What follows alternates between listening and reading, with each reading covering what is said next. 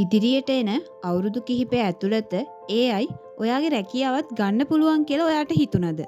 අද ලෝකය වෙනස් වෙන්නේ ආටිෆිෂල් ඉන්ටෙලිජන්ස්. එහෙමත් නැත්නම් කෘත්‍රිම බුද්ධිය හින්දා.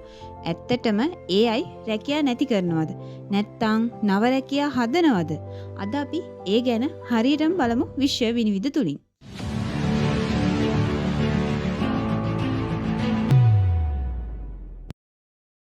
ආටිෆිෂල් ඉන්ටෙලිජන්ස් කියන්නේ කෙටියෙන්ම කිව්වොත් මනුස්සයා කරන වැඩ පරිගණකයක් ඔස්සේ තාක්ෂණය යොදාගෙන කරන ඉගැන්වීම. අපි හිතනවා, ඉගෙන ගන්නවා, තීරණ ගන්නවා වගේම AI කියන්නේ ඒ දේවල් ටික තාක්ෂණය යොදාගෙන කරන එක. අපි අදටත් මේ මොහොතේ AI භාවිතා කරනවා. ChatGPT, AI pictures, ඒ වගේම Siri, Alexa වගේ voice assistant මේ විදිහට අද අපි භාවිතා කරන AI තාක්ෂණයට හොඳම උදාහරණ. ඉතින් AI කියන්නේ අනාගතේ නෙවෙයි. ඒක අදටත් අපි භාවිතා කරන අපේ ජීවිතේම කොටසක් වෙලා ඉවරයි. AI හින්දා සමහරක් රැකියා අපිටත් නොදැනීම දැන්ටමත් අඩු වෙමින් පවතිනවා. කස්ටමර් සපෝට් රැකියා අද ගොඩක් තැන්වල මිනිස්සු වෙනුවට chatbots කියන කම්පියුටර් ප්‍රෝග්‍රෑම් එක පාරිභෝගිකයින්ට පිළිතුරු ලබා දෙනවා. ඒවා වේගවත්. ඒ වගේම කිසිම වෙහෙසක් නැහැ. අනිත් එක data entry රැකියා. AI වලට පුළුවන් තප්පර කිහිපයක් යනකොට දත්ත දහස් ගණනක් පරීක්ෂා කරලා ඒවා නිවැරදිව සකස් කරන්න. අනිත් එක තමයි සරල ලියන රැකියා වගේ දේවල්. ඔය ලිපි හදන ඒවා, caption, summary වගේ දේවල් දැන් AI වලින් ඉතාමත් පහසුවෙන් කරනවා.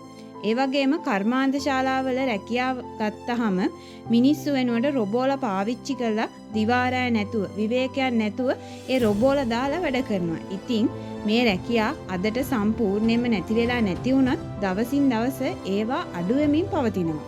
දැන් ඕගොල්ලෝ හිතන්න එපා AI කියන දේ රැකියාවන් විනාශ කරනවා කියලා. AI කියන්නේ තවත් නව රැකියා හදන්න පුළුවන් හොඳ අවස්ථාවක්. ඕගොල්ලෝ දන්නවා ඇති AI prompt engineer. AI prompt engineer කෙනෙක් කියන්නේ AI වලින් හරි විදියට ප්‍රශ්න අහන්න හදන ආකාරයේ මිනිස්සු. ඒ වගේම AI video editorsලා, ඒ කියන්නේ YouTube Reels වගේ වීඩියෝ වලට AI tools use කරලා ඒවා edit කරන අයට තමයි අපි AI video editorsලා කියන්නේ.